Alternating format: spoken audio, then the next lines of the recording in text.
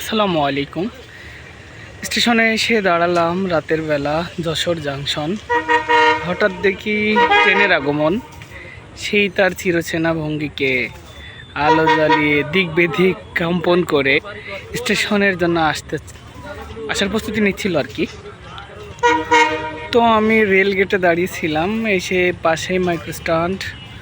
তো ট্রেনটা হালকা স্লোভাবে রওনা দিয়েছে, এখন স্টেশনে পৌঁছাবে। তো দেখা হলো, তাই ভাবলাম আর কি একটু ক্যামেরা বন্দি করি, নিজেও একটু দেখি, অন্যদেরও দেখার সুযোগ করে দিই। রাতের ট্রেন, যদিও এটা আমি ভাবছিলাম যাত্রীবাহী ট্রেন, তো কাছ থেকে আসার পরে যেটা নোটিশ করলাম এটা একটা মালবাহী ট্রেন।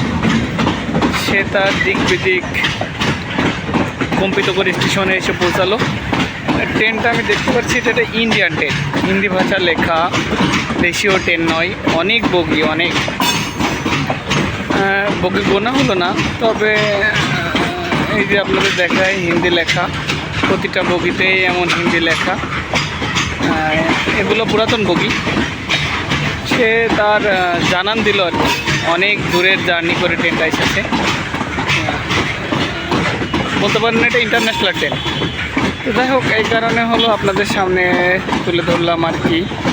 যাই হোক, ইতিমধ্যে স্টেশনে পৌঁছালো, পরবর্তী গন্তব্যে ছেড়ে দেবে। তো আজ এ পর্যন্ত অন্য কোনো ভিডিও আপনাদের সাথে দেখা হবে।